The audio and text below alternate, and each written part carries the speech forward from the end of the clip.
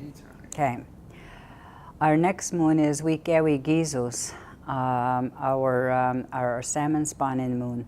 And in the picture you'll notice the squirrel putting away, but this is the time when we take our harvest and we either can put away, freeze, you know, and get ready for the harsh winter that's coming, and that way we still have those fresh tasting foods for the winter that used to come from our own gardens. And so the moon is important as well because that's the month we used to go pick our muskrat root, and our muskrat root is a root that's underneath the earth, but where it's picked, it looks like I actually have some pictures that I'll have to bring to you and stuff, but I'm pretty sure you can go online and look at it where muskrat grows it. The English name is Calmus root. But when we go to the territory where it is, we ask permission to go into where the medicine is. So we asked the medicine, is it okay if we come in? We need some of you for our human illnesses.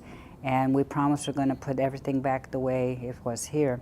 So we offer our tobacco. I usually sing a song, you know, just to let the plant clan know that I really respect their medicine, and I always sing a song of healing, you know, or of gratitude, or of thank you for today for allowing me to pick medicine and allow me to take you home to heal my people. And there's a beautiful story from Elder Charles Solomon, which was his great-grandmother, who, or his grandmother, who taught him how to pick medicines as a young man, and he's known as the medicine man of our territory.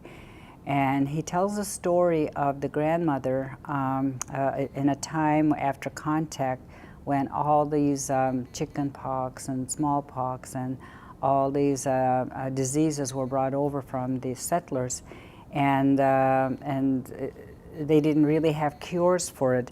So a lot of our people were being diminished because of these strange diseases that were coming. And so the elder tells a story about in the middle of the night, there was a knock at the door, and the grandmother got up, and when she opened the door, there was this woman, and she was wearing this fur coat, and said, I'm here to help you to heal your people, because the grandmother was feeling her medicines weren't powerful enough anymore. And so said, you know medicine to heal my people? And she said, yes, but don't be afraid. Follow me and I will show you where, how, and why, and how to respect it. So when that woman at the door, that knock, turned around, the other half of her was muskrat and the front of her was human. But the grandmother went and she followed. And so the woman at the door took her to where the muskrat root grows and said, this is our food, but I want you to be able to use it for medicine. So showed her how to pick it, go to the four directions. You don't just sit on one side and get it all. You take a little bit from this side, a little bit from that side, a little bit from that side, a little bit. You take a knife and you'll have roots that'll come down like this, and you don't pull it up like this. What you do is you leave the root, and then so you just take your knife and then just kind of cut the roots like this, and then you pack it back down so that they can grow again. Then you pick that up and it'll be real muddy. They actually have baskets that were designed that once you pick your muskrat and these big roots, then what you do is you take it to a stream nearby or you know, a brook, and then you'll just wash and get all the mud off of them.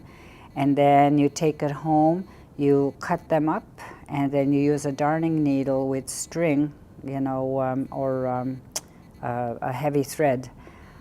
And then what you'll do is, after you've cleaned it, you just kind of scrape it off, and if there's any more little roots left, you bury them again.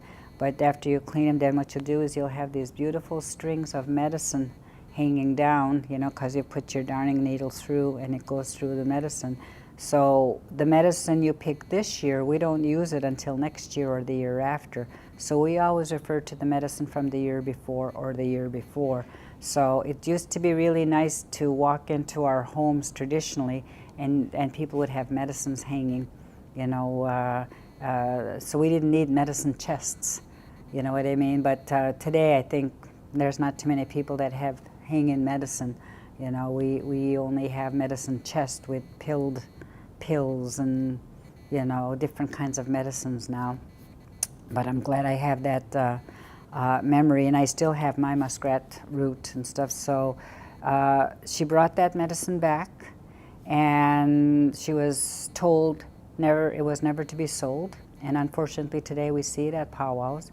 You know, but I guess it's necessary for those who can't pick it, so we end up having to buy it, you know. And some of our muskrat places we pick have been damaged by the you know, the farmers who use chemicals in their, you know, in their gardens, and it seeps into the underground water, which affects the roots of our medicines. So our medicines are being affected by environmental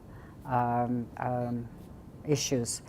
But that muskrat, so what we use so when we take that root, we just chew a little bit of it, and we just leave a little tiny piece underneath our tongue. And the reason we do that is, you know, when you hear somebody coughing, then you go, uh-oh, you don't want to catch their cold. So you take a little piece of your muskrat and you just put it underneath your tongue, and you let it kind of stay in your mouth, so that whatever germs come your way, that muskrat root is almost as if it's a repellent.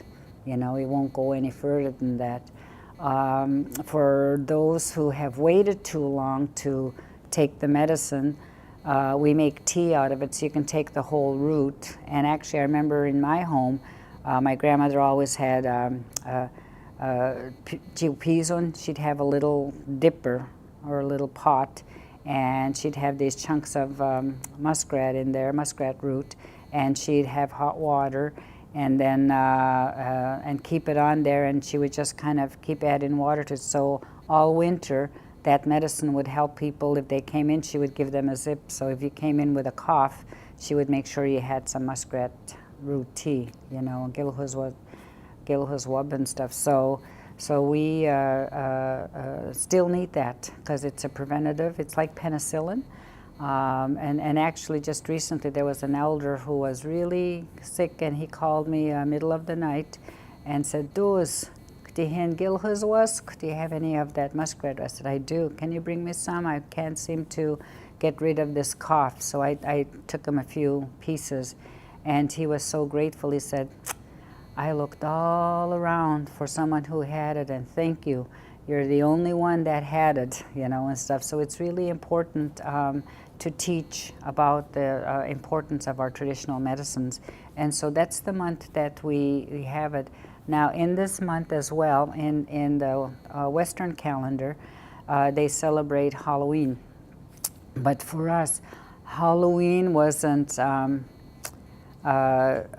know, it has to do with spirits. That's the time, you know, just like solstice, when the spirits are strong to come up and check up on us. That's the time for us to do a ceremony for the ones that have went before us. So we do a ceremony for them. Usually we do a sweat lodge. Usually we do a sacred fire. We talk about, we do a death feast, you know, for the ones who've went before us. And so, it's a time that it's okay to talk about them in a way that honors them, to let them know how they're missed, etc., and all of that. So our ceremony is different than dressing up, you know, to get candy. That's not our ceremony. For us, it's honoring those spirits that they're pretending to be dressed as, and I think that's how the two have coincided. So we still do ceremony at that time. So our next moon goes into, you'll notice what's starting to happen is Guagwinagawi Gizos, you know, or Geldenoked. It's starting to freeze.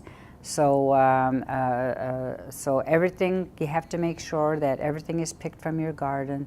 If you have an apple tree, all those apples have to be picked. You can't leave them behind. And what they used to do with the apples was they used to make dolls out of dried apples and so on and so forth, and corn husks, and everything was used and stuff. So that's making sure that all your medicine is put away, all your harvest is put away, making sure that the seeds are put away to be planted for the following year. They're called skinimino. You know, I'm saving them for the next year. So it was an important time to prepare for the winter, and that's the time when we the hide, you know, would all be tanned and ready to be turned into clothing or drums or moccasins, and it would just be prepared for that time. And so it's called, the river starts to freeze, and so that's at this time in the Western calendar, the veterans are honored. And in our language, the word Zamagunas means soldier, but it also means warrior. And it may have come from the word Agamag Zamagwan, you know what I mean? So Gamanokek used to be referred to as overseas, like England. So those World War I and II veterans that came back, they would always refer to England as Gamanokek, meaning across the ocean, you know, and stuff. And so Zamagunas is a warrior, one who believes and stands for peaceful relations, one who protects, one who honors. And so for us, a Zamagunas can be somebody who protects language. A Zamagunas can be one who protects their culture. A Zamagunas can be one, and without violence, you know, so you don't have to protect it by being violent. You have to protect it with the knowledge of